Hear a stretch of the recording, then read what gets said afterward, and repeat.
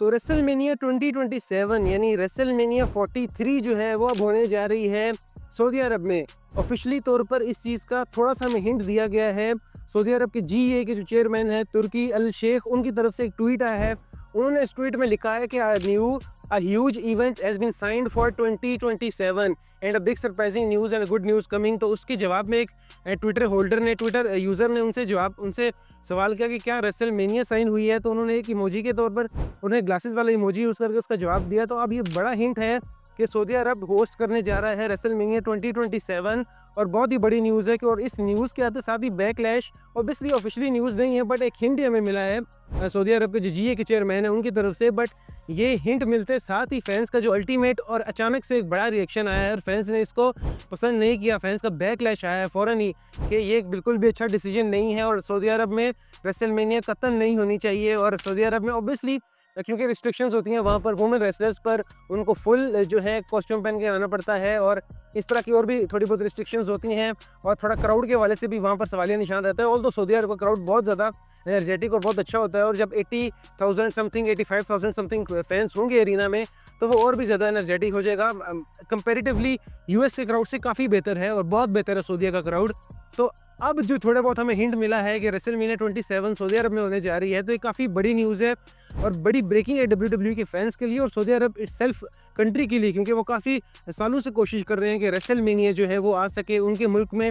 London के mayor ने भी कोशिश की थी कि लंदन में रेसलमेनिया आ सके। मोस्ट प्रोबेबली शायद 2028 या 2029 में आगे चल के रेसलमेनिया में लंदन में भी देखने को मिल जाएगी। लेकिन फ़िलहाल जो जीए जो है चेयरमैन, सऊदी अरब के जो जीए के चेयरमैन हैं, उन्होंने इस चीज़ का हिंट दिया है कि बड़ा टूर्नामेंट, एंटरटेनमेंट टूर्नामेंट जो है वो 2027 के लिए डील कर ली गया, उसको बुक कर लिया गया है और काफ़ी अच्छी न्यूज़ का भी उन्होंने एक हिंट दिया है। तो ऑब्वियसली अब वो ये कह रहे हैं तो शायद रेसलमेनिया 2027 हमें सऊदी अरब में देखने को मिले, क्योंकि जो नेक्स्ट डे रेसलमेनिया वो लास वेगस में ही होनी है, क्योंकि कंसीडरिंग द बिजनेस पर्सपेक्टिव से टीकेओ ने फैसला चेंज करवाया था। न्यू ऑरलिन्स में होनी थी 2026 रेसलमेनिया 42, लेकिन अब उन्होंने क्योंकि बिजनेस पॉइंट ऑफ व्यू से उनको काफ़ी अच्छा रेवेन्यू जनरेट हुआ है रेसलमेनिया 41 में, तो अब उन्होंने कहा कि रेसलमेनिया 42 भी जो है वो लास वेगस में ही होगी, जिसका मतलब है कि अब रेसलमेनिया 43 यानी 2027 में जो रेसलमेनिया होने जा रही है वो शायद हमें सऊदी अरब में देखने को मिलेगी और काफ़ी बड़ा हिंट हमें मिला है। अब अगर बात करें रेसलमेनिया सऊदी अरब में होती है तो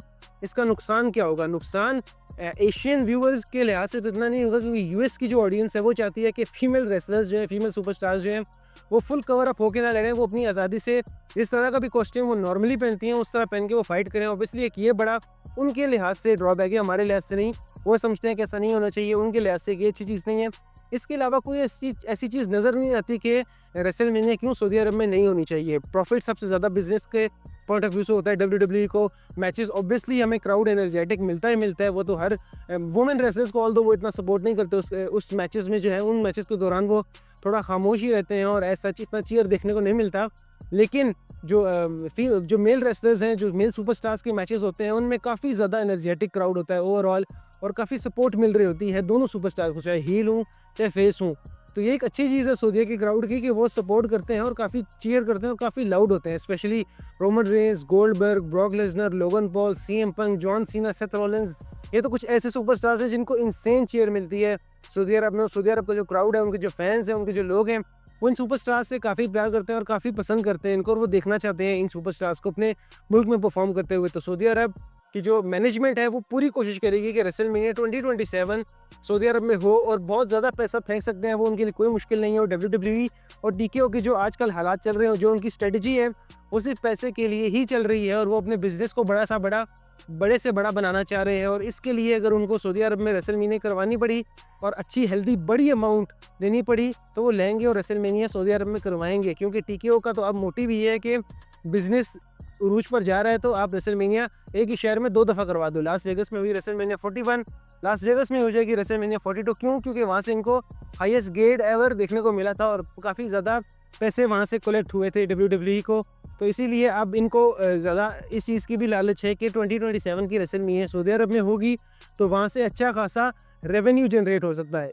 इसी तरह बात करते हैं आगे चल के वीडियो में लोगन पॉल के हवाले से। लोगन पॉल ने जो है अपनी पॉडकास्ट इम्पल्सिव में कहा है कि उन्होंने डब्ल्यूडब्ल्यूई को ये कहा है कि उनको जापान कि जो PLE भी आ रहा है उसमें ऐड करें और उसमें उनको शामिल करें। तो काफ़ी कंट्रोवर्सी आती थी लोगन पॉल के लिहाज से कि जापान से कोई इश्यूज़ हैं या जो भी कोई मसाइल हैं, लेकिन अब लोगन पॉल ने कह दिया है कि उनको ऐड किया जाए जापान वाले PLE में और वो वहाँ पर कम्पीट करेंगे। तो ये भी काफ़ी बड़ी न्यूज़ थी और काफ़ी इंटरेस्टिंग न्यूज़ थी कि लोगन पॉल के कुछ इश्यूज़ थे और सोशल मीडिया पे इसके लिहाज से भी काफ़ी मीम्स वगैरह चल रही थी कि लोगन पॉल शायद ना जा सके, लेकिन अब उनने खुद बयान दे दिया है कि वो जाएँ।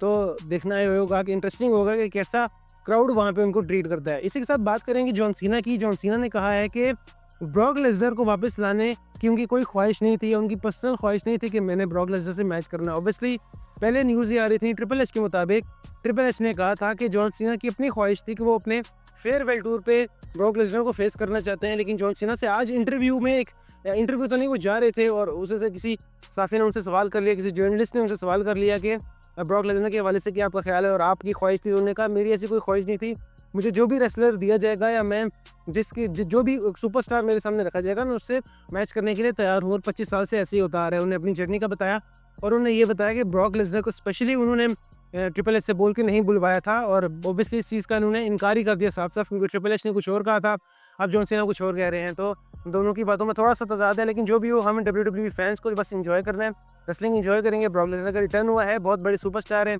Brock Lesnar versus John Cena most probably eight clash in Paris हमें देखने को मिलेगा और हम तो बस इस मोमेंट को एंजॉय करेंगे क्योंकि अब कुछ ही टाइम रह गया जॉन सीना के फेयरवेल टूर एंड होने में। 12 डेट्स उनकी रह गई हैं, कमिंग स्मैकडाउन के बाद 11 डेट्स रह जाएंगी, 3 से 4 PLEs उनके रह गए हैं। उसके बाद जॉन सीना हमें नजर नहीं आएंगे परफॉर्म करते हुए। ब्रॉक लेसनर का भी मोस्ट प्रोबेबली आखिरी साल होगा, नेक्स्ट ईयर वो भी रिटायर हो जाएंगे। तो हमें इस मोमेंट को एंजॉय करना चाहिए रादर देन कि कौन किसके कहने पे वापस आया और किस पे क्या केसेस हैं, और उन तमाम चीज़ों से हमें दूर रहना चाहिए, बस रेसलिंग एंजॉय करनी चाहिए। तो ये थी आपकी वीडियो। कमेंट सेक्शन में ज़रूर बताइएगा कि आप लोग कितना सपोर्ट करते हैं इस फैसले को कि रेसलमेनिया 2027 में सऊदी अरब में होनी चाहिए। अगर आप लोगों को पसंद है तो कमेंट करें, नहीं पसंद तो वो भी कमेंट करो, बताएं कि क्यों नहीं होनी चाहिए। और इस वीडियो को भी ज़रूर लाइक करें, चैनल को ज़रूर सब्सक्राइब करें और अपने फ्रेंड्स के साथ भी शेयर करें।